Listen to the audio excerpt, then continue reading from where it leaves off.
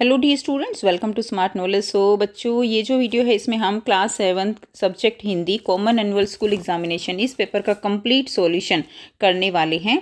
ठीक है।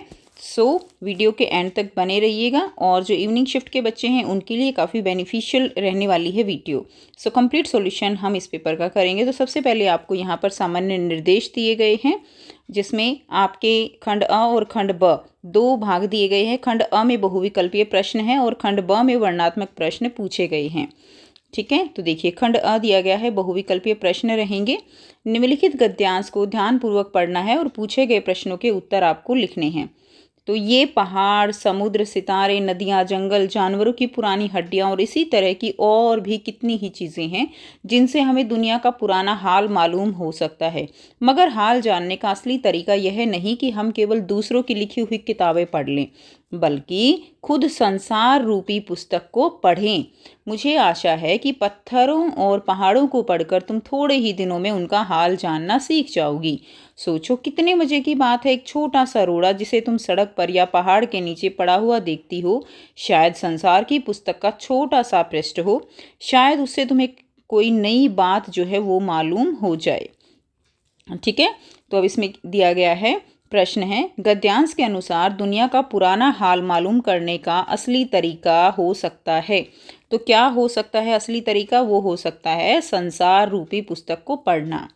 दूसरा प्रश्न देखिए, एक छोटे से रोड़े को संसार की पुस्तक का छोटा सा पृष्ठ क्यों कहा गया है?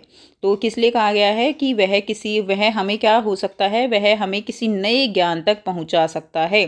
छोटा सा रोड़ा यानी वो संसार की पुस्तक का छोटा सा पृष्ठ क्यों कहा गया है कि जैसे बहुत छोटी छोटी चीज़ों से हम जीवन में कुछ नया सीखते हैं, इसीलिए एक रोड़ा जो है उसको एक पृष्ठ के साथ उसकी तुलना की गई है। ठीक है। नेक्स्ट देखिए, प्रश्न 2 है, निम्नलिखित काव्यांश को ध्यानपूर्वक पढ़ना है और पूछे गए प्रश्नों के उत्तर आपको लिखने हैं। सिंहासन हिल उठे राजवंशों ने भ्रुकटी तानी थी, बूढ़े भारत में आई फिर से नई जवानी थी। गुमी हुई आज़ादी की कीमत सबने पहचानी थी, दूर फिरंगी को करने की सबने मन में ठानी थी। तो काव्यांश में भारतीयों के बारे में यह पता चलता है कि वे इस किसके बारे में पता चलता है कि भारतीय जो है वो क्या थे? स्वतंत्र नहीं थे। लिखा है ना, गुमी हुई आज़ादी की कीमत सबने पहचानी थी, तो वे स्वतंत्र नहीं थे। काव्यांश में फिरंगी किसे कहा गया है? तो फिरंगी किसे कहा गया है? यहाँ पे अंग्रेजों को जो है फिरंगी कहा गया है। ख राइट आंसर हो जाएगा। नेक्स्ट देखिए, व्याकरणिक प्रश्नों को ध्यानपूर्वक पढ़ना है और पूछे गए प्रश्नों के उत्तर आपको यहाँ पर देने हैं। तो इसमें निजवाचक सर्वनाम कौन सा होगा? तो निजवाचक सर्वनाम जो हम अपने लिए प्रयुक्त करते हैं, निज का मतलब ही क्या होता है? अपना। तो यहाँ पर क्या आ जाएगा? अपने आप इसका आंसर रहेगा ग। मेरी प्यारी बिल्ली खो गई, इसमें गुणवाचक विशेषण कौन सा है? अब देखिए, बिल्ली की विशेषता बताने वाले क्या होता है? गुणवाचक क्या होगा? विशेषण होगा उसके गुणों के बारे में। अब गुण यहाँ पे क्या है? बिल्ली कैसी है? बिल्ली प्यारी है। ठीक है। तो गुणवाचक विशेषण क्या हो जाएगा? प्यारी जो है वो गुणवाचक विशेषण हो जाएगा। 9 2 11 होना मुहावरे का अर्थ क्या रहेगा? तो किसी स्थान से भाग जाना, ये 9 2 11 होना कहलाता है।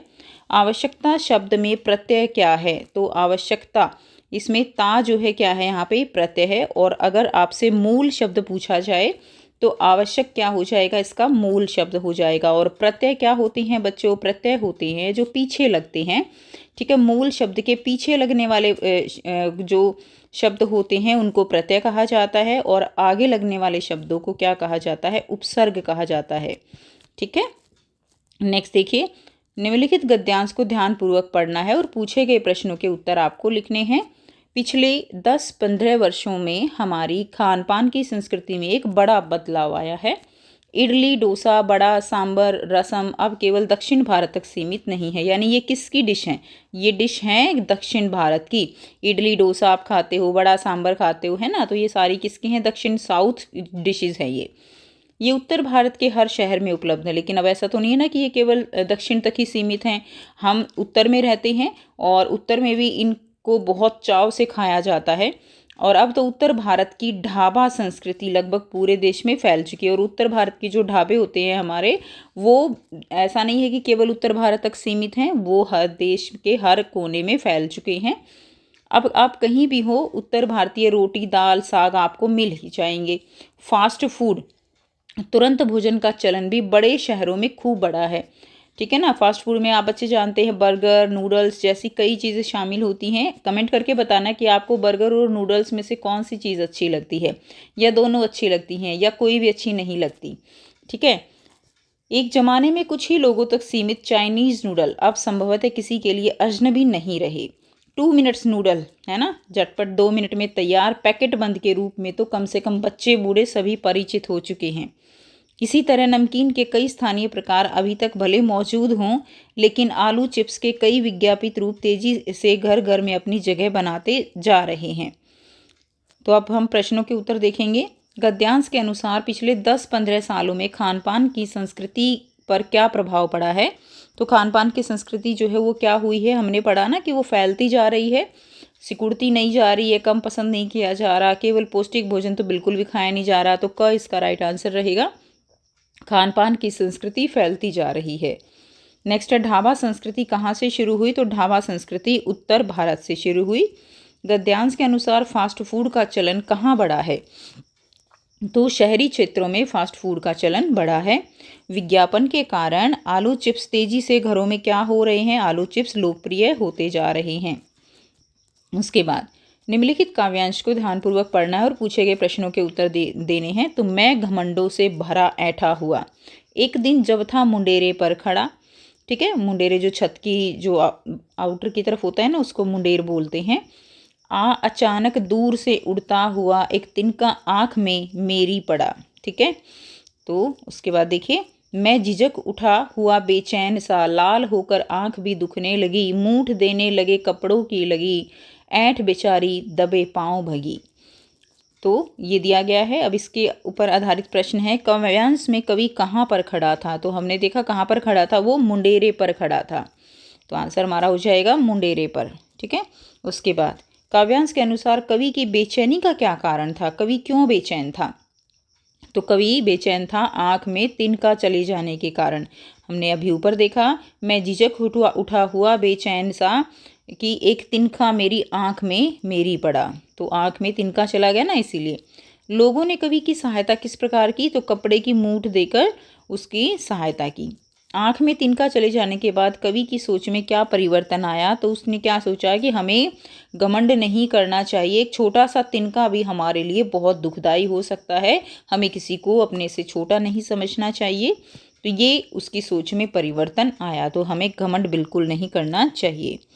उसके बाद नेक्स्ट देखिए, निम्नलिखित प्रश्नों को ध्यानपूर्वक पढ़कर सही उत्तर बताना है। नीलकंठ पाठ में मोर का नाम नीलकंठ क्यों रखा गया था।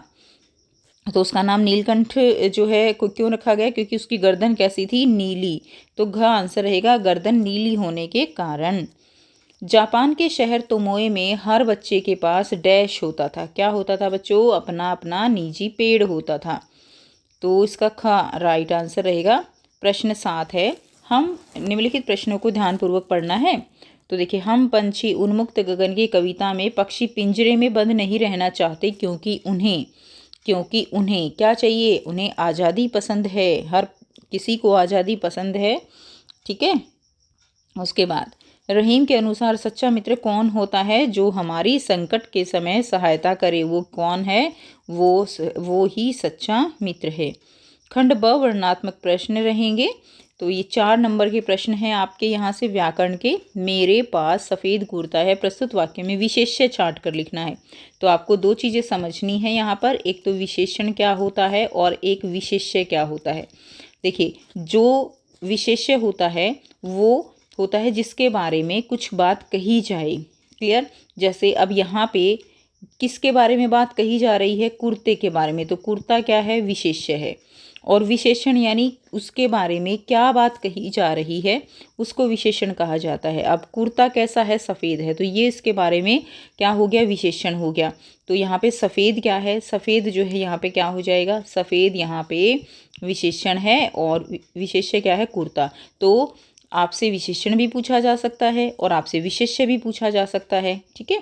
तो यहाँ पे विशेष्य बताना है, तो कुर्ता यहाँ पर क्या है, विशेष्य है।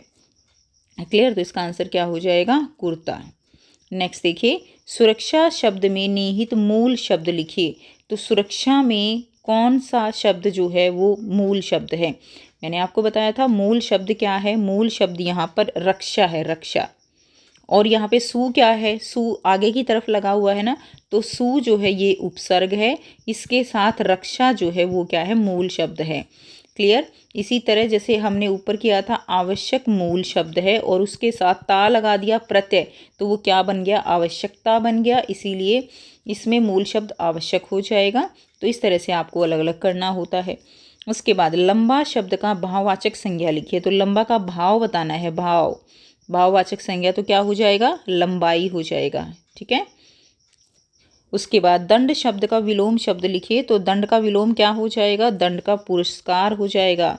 क्या हो जाएगा बच्चों, पुरस्कार। इनाम भी हो सकता है, इनाम, है ना, कोई भी लिख सकती हो। नेक्स्ट प्रश्न देखेंगे। तो ये आपके 4 नंबर के प्रश्न। 8वां क्वेश्चन नंबर 9 है, निम्नलिखित प्रश्नों को पढ़कर सही उत्तर आपको लिखने हैं। एक तिनका कवि में कवि को घमंड न करने की चेतावनी किसने दी। तो सही उत्तर बताना है। एक तिनका कवि में कवि को घमंड न करने की चेतावनी किसने दी थी, तो उसको चेतावनी दी थी उसकी समझ ने। ठीक है। नेक्स्ट है सेकंड, कठपुतली गुस्से में क्यों उबल पड़ी। तो कठपुतली जो है गुस्से में क्यों उबल पड़ी, आपको सोचकर आंसर करना है कि वह जो है क्या थी, बंधन से परेशान थी, इसीलिए वो गुस्से में उबल पड़ी। नेक्स्ट है, रहीम के अनुसार सज्जन व्यक्ति धन का संचय किसके लिए करता है। तो सज्जन जो व्यक्ति होता है वो धन का संचय दूसरों की भलाई के लिए करता है। हम पंछी उन्मुक्त गगन के कविता में पक्षी को किस स्थान का जल पीना पसंद है। तो नदी और झरनों का जल जो है उनको पीना पसंद है। प्रश्न 10 है, प्रश्नों को ध्यानपूर्वक पढ़कर सही उत्तर लिखिए। तो पहला है, नीलकंठ पाठ में बड़े मियाँ के भाषण की तुलना किससे की गई है। तो बड़े मियाँ के भाषण की तुलना तूफान मेल से की गई है। किसी एक दक्षिण भारतीय भोजन का नाम लिखिए। इसका आंसर तो आपको पेपर में ही दिया गया है, हमने ऊपर पैराग्राफ में पढ़ा था ना। तो इडली सांभर है, वड़ा है, वो सब आप लिख सकते हो, तो ये आंसर हो जाएगा। लेटर बॉक्स को सभी लाल ताऊ कहकर क्यों पुकारते थे। यहाँ से करेंगे क्योंकि वह लाल रंग का एक बुद्धिमान लेटर बॉक्स था। ठीक है, ये आंसर हो जाएगा। नेक्स्ट देखिए, मिठाई वाला किन्हें खुश करने के लिए सस्ता सौदा बेचता था। तो मिठाई वाला छोटे बच्चों को खुश रखना चाहता था, इसीलिए वो सस्ता सौदा बेचता था, क्योंकि बच्चे चीज़ें खरीदकर बहुत खुश हो जाते थे। प्रश्न 11 है, गद्य पाठों पर आधारित निम्नलिखित प्रश्नों में से किन्हीं 4 प्रश्नों के उत्तर आपको 30 से 40 शब्दों में लिखने हैं। देखिए, खान पान की मिश्रित संस्कृति का क्या अर्थ है, विचार करते हुए लिखिए। तो मिश्रित संस्कृति का क्या अर्थ है। तो खान पान की जो मिश्रित संस्कृति है उसको लिखेंगे, देश विदेश तथा स्थानीय व्यंजनों को अपने भोजन में शामिल करना, रुचि से विविध प्रकार के भोजन पकाना और स्वाद का आनंद लेना, ये कहलाती है। ठीक है। नेक्स्ट क्वेश्चन देखेंगे, नीलकंठ के स्वभाव की 2 विशेषताएं लिखिए। तो नीलकंठ के स्वभाव की उसके बारे में 2 बातें आपको बतानी है। तो देखिए, उसने क्या किया, वीर सांप से खरगोश के बच्चे की रक्षा की, बुद्धिमान सांप का बुद्धिमानी से 2 टुकड़ों में काटना ताकि खरगोश क्या रहे, सुरक्षित रहे, और कुशल संरक्षक जाली घर के सभी जीवों का समझदारी से ध्यान रखना। तो ये जो है उसके बारे में विशेषताएं हैं।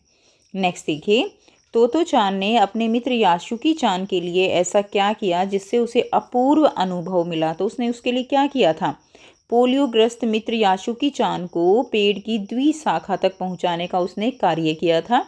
तोतो चान को आत्मसंतुष्टि की प्राप्ति हुई, यानी उसकी बहुत इच्छा थी ऊपर चढ़ने की, तो उससे उसको आत्मसंतुष्टि प्राप्त हुई और यह अनुभव तोतो चान के लिए अपूर्व था।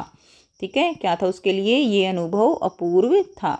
नेक्स्ट देखिए, अगला प्रश्न क्या दिया गया है, सभी पात्र मिलकर भी लड़की को उसके घर नहीं पहुंचा पा रहे थे, 2 कारण आपको लिखने हैं। तो क्यों वो लड़की को उसके घर नहीं पहुंचा पा रहे थे, क्योंकि एक तो लड़की छोटी और अबोध थी, उसको मालूम नहीं था उसका घर, उसके अपने पिता का नाम, मम्मी का नाम, किसी का नाम उसको मालूम नहीं था, इसलिए उसको कैसे पहुंचाते, और उसे अपने माता पिता का नाम व घर का पता मालूम नहीं था। इस तरह से आपको इसका आंसर लिख देना है। नेक्स्ट देखिए, मिठाई वाले में वे कौन से गुण थे जिनकी वजह से बच्चे बड़े भी उसकी ओर खींचे चले आते थे। तो कौन कौन से गुण थे उसके अंदर ऐसे जो सबको अपनी तरफ खींच लेता था। तो वो क्या करता था, मधुर आवाज़ में गा गा कर अपनी चीज़ों की विशेषताएं बताता था। ठीक है, बच्चों की मनपसंद चीज़ें लाता था, कम दामों पर बेचता था और बच्चों से अपनत्व दर्शाता, यानी बच्चों से बहुत प्यार से ट्रीट करता था, बहुत प्यार से उनको बोलता था, जिससे बच्चे बड़े भी उसकी तरफ खींचे चले आते थे। नेक्स्ट देखिए, अगला प्रश्न दिया गया है, पद्य पाठों पर आधारित प्रश्नों में से किन्हीं 3 प्रश्नों के उत्तर लगभग 30 से 40 शब्दों में लिखने हैं। पहला है, कठपुतली की अपनी पाँव पर खड़े होने की इच्छा है, लेकिन वह खड़ी क्यों नहीं होती, ये आपको लिखना है। तो आंसर क्या रहेगा, कठपुतली जो है सभी कठपुतलियों की उसके ऊपर, यहाँ पर लिख देंगे उसके ऊपर सभी कठपुतलियों की स्वतंत्रता की जिम्मेदारी थी और उसके उठाए गए किसी भी कदम से सबकी मुश्किलें बढ़ सकती थी, इसीलिए वह खड़ी नहीं हो पा रही थी। उसको ये लगता था कि कहीं उसके इस कदम से सभी कठपुतलियाँ उनके लिए कोई मुसीबत खड़ी ना हो जाए। तो ये इस तरह से इसका आंसर आपको लिख देना है। नेक्स्ट क्वेश्चन देखिए, रहीम मनुष्य को धरती से क्या सीख देना चाहते हैं, विचार करते हुए लिखे। तो मनुष्य को क्या सीख देना चाहते हैं कि जैसे धरती सभी ऋतुओं को समान रूप से सहन करती है, वैसे ही मनुष्य में भी सुख दुख को सहने की क्षमता होनी चाहिए। ठीक है, कि सभी ऋतुओं को क्या करती है, समान रूप से वो सहन करती है, चाहे बारिश आती है, सर्दी है, गर्मी है, इसीलिए मनुष्य का भी ऐसा ही व्यवहार होना चाहिए कि हर सुख दुख जो है वो भी उसके लिए क्या है, एक मौसम की तरह है, कि अगर सुख है तो दुख भी होगा और दुख है तो सारा दिन एक जैसे नहीं होते, तो सुख भी ज़रूर आएगा।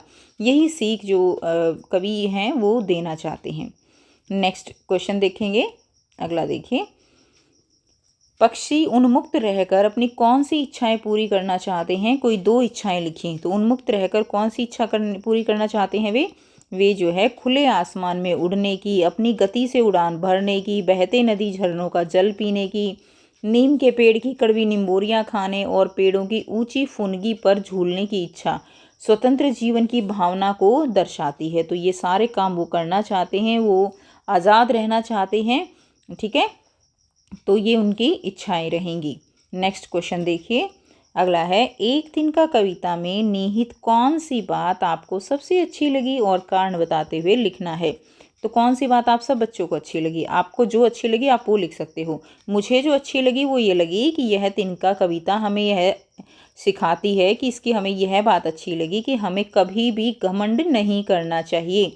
ठीक है, तो चाहे कोई कितना ही अमीर क्यों ना हो, किसी के पास कोई कितनी ही अच्छे गुण क्यों ना हो, कभी भी उनके ऊपर घमंड नहीं करना चाहिए। नेक्स्ट देखिए, अगला प्रश्न देखेंगे, निम्नलिखित में किसी एक विषय पर लगभग 80 से 100 शब्दों में अनुच्छेद लिखना है आपको। तो इसमें आप दिया गया है, बच्चों के जीवन काल में विद्यालय का महत्व है। तो विद्यालय का क्या महत्व है, ये बच्चे आप बहुत अच्छे से जानते हो, अच्छे से लिख भी सकते हो कि आपके जीवन में विद्यालय कितना ज़रूरी है। ठीक है, तो विद्यालय बच्चों के जीवन में महत्वपूर्ण भूमिका निभाता है। यह केवल पढ़ाई लिखाई का स्थान नहीं है, बल्कि बच्चों के सर्वांगीण विकास का केंद्र भी है। विद्यालय में बच्चे न केवल ज्ञान प्राप्त करते हैं, बल्कि अनुशासन, संस्कार, नैतिकता और सामाजिकता भी सीखते हैं। यहाँ वे खेलों, सांस्कृतिक कार्यक्रमों और अन्य गतिविधियों में भाग लेकर अपनी प्रतिभा को निखारते हैं। शिक्षकों के मार्गदर्शन में वे अपने जीवन के उद्देश्य को समझते हैं और एक अच्छे नागरिक बनने की दिशा में अग्रसर होते हैं। विद्यालय बच्चों के जीवन की नींव है जो उनके उज्जवल भविष्य का निर्माण करता है। तो ये इसका आंसर हो जाएगा। अगला प्रश्न देखेंगे, दिल्ली की सर्दी के ऊपर अनुच्छेद लिखना है। तो आइए देखते हैं दिल्ली की सर्दी जो है उसके बारे में। तो दिल्ली की सर्दी के बारे में कैसे लिखेंगे, दिल्ली की सर्दी बहुत ही प्रसिद्ध और तीव्र होती है। सर्दियों का मौसम यहाँ नवंबर से फरवरी तक रहता है। दिसंबर और जनवरी में ठंड अपने चरम पर होती है। कोहरे की चादर से ढकी सुबह और ठंडी हवाएं इस मौसम की विशेषता है। लोग गर्म कपड़े पहनते हैं और अलाव जलाकर खुद को गर्म रखते हैं। आग जलाकर, अलाव क्या होता है, जो आग जलाई जाती है। सर्दी में चाय, कॉफ़ी, मूंगफली, गज्जक, गर्मा गर्म पकोड़े का स्वाद अधिक आनंददायक लगता है। इस मौसम में दिल्ली के पार्कों में घूमना और धूप सेकना भी बहुत सुखद अनुभव होता है। हालांकि अत्यधिक ठंड से बचाव के लिए सतर्क रहना आवश्यक है। सतर्क यानी सावधान रहना आवश्यक है। तो ये आप लिख देंगे। नेक्स्ट देखिए, अगला प्रश्न है, पेड़ लगाओ पृथ्वी बचाओ। इसके बारे में अनुच्छेद कैसे लिखेंगे। तो ये केवल सैंपल है बच्चों कि किस तरह से लिखना चाहिए। आप अपने शब्दों में अपने तरीके से चीज़ों को समझिए ताकि आप कुछ भी आ जाए तो उसके ऊपर आप अनुच्छेद लिख सको। पेड़ के अब देखिए, पेड़ लगाओ और पृथ्वी बचाओ के बारे में लिखना है, तो आप सभी बच्चे पेड़ों के बारे में जानते हो, पृथ्वी को पेड़ क्यों चाहिए ये भी जानते हो, बस वही चीज़ें लिख देनी है। पेड़ पृथ्वी का जीवन है। वे न केवल हमारे लिए ऑक्सीजन प्रदान करते हैं बल्कि प्रदूषण को कम करने, वर्षा लाने, धरती को हरा भरा बनाने में भी मदद करते हैं। पेड़ों की जड़ें मिट्टी को बांधकर भूमि कटाव को रोकती हैं और पर्यावरण को संतुलित बनाए रखती हैं। लेकिन आज तेजी से हो रही वनों की कटाई से पृथ्वी पर संकट गहराता जा रहा है। वायु प्रदूषण, जलवायु परिवर्तन और प्राकृतिक आपदाएं इसका परिणाम हैं। इसलिए हमें अधिक से अधिक पेड़ लगाने चाहिए। यह न केवल हमारी धरती को बचाएगा बल्कि आने वाली पीढ़ियों के लिए भी एक सुरक्षित पर्यावरण सुनिश्चित करेगा। तो ये हमारा आंसर रहेगा। नेक्स्ट देखिए, अगला प्रश्न क्या दिया गया है। निम्नलिखित में से किसी एक विषय पर लगभग 80 से 100 शब्दों में पत्र लिखना है। आप किसी कारणवश पुस्तकालय की पुस्तक समय पर नहीं लौटा पाए, प्राचार्य से माफ़ी मांगते हुए आपको एक पत्र लिखना है। तो देखिए आप कैसे लिखेंगे, फॉर्मेट बता रही हूँ, तो इसमें आप अपने अकॉर्डिंग अपना नाम वो सब डाल सकते हो। प्राचार्य महोदय, विद्यालय का नाम आप लिख देंगे, पता क्या है वो लिख देंगे। विषय रहेगा पुस्तक समय पर न लौटाने के लिए क्षमा प्रार्थना। महोदय, सविनय निवेदन यह है कि मैंने विद्यालय पुस्तकालय से उस पुस्तक का नाम लिख देंगे जो भी पुस्तक आपने ली थी, पुस्तक निर्गत करवाई थी, ठीक है, निर्गत यानी इशू करवाना, जिसे नियत समय पर लौटाना था। किन्हीं व्यक्तिगत कारणों से मैं पुस्तक समय पर वापस नहीं कर सका, जिसके लिए मैं क्षमा प्रार्थी हूँ। मैं आपको विश्वास दिलाता हूँ कि पुस्तक को तिथि का जो भी तिथि है आप जब तक उसको लौटा सकते हो तक अवश्य लौटा दूंगा। मेरी त्रुटि के लिए एक बार क्षमा प्रदान करें, ठीक है। धन्यवाद, आपका आज्ञाकारी छात्र या छात्रा, आपका नाम और कक्षा आ जाएगी। इस तरह से आप इसको ये पत्र लिखना है। अगला प्रश्न है, अथवा में आपने अपने जन्मदिन पर घर में एक समारोह आयोजित करने की योजना बनाई है। मित्र को आमंत्रित करते हुए आपको एक पत्र लिखना है। तो देखिए, प्रिय मित्र, आपको मित्र का नाम लिख देना है, पता, ठीक है। तो जन्मदिन का समारोह आप कर रहे हो, उसमें आपको आमंत्रण भेजना है, तो इसमें आ जाएगा प्रिय मित्र का नाम आ जाएगा, सप्रेम नमस्ते। आशा है कि तुम जो है सपरिवार स्वस्थ और प्रसन्न होगे। मुझे ये बताते हुए अत्यंत हर्ष हो रहा है कि इस तिथि को मेरा क्या है जन्मदिन है और इस अवसर पर मेरे घर पर एक छोटा सा समारोह आयोजित किया गया है। इस खुशी के मौके पर तुम्हारा साथ मेरे लिए विशेष महत्व रखता है। समारोह जो है डैश बजे से आरंभ होगा, ठीक है, और हम मिलकर ढेर सारी मस्ती करेंगे, स्वादिष्ट भोजन का आनंद लेंगे और यादगार पल बिताएंगे। मुझे उम्मीद है कि तुम अवश्य आओगे और अपनी उपस्थिति से इस दिन को और भी खास बनाओगे। कृपया अपने आने की पुष्टि अवश्य देना। तो आपका स्नेही मित्र, आपका नाम हो जाएगा, पता हो जाएगा, ठीक है। तो इस तरह से आपको ये पत्र लिख देना है। क्लियर?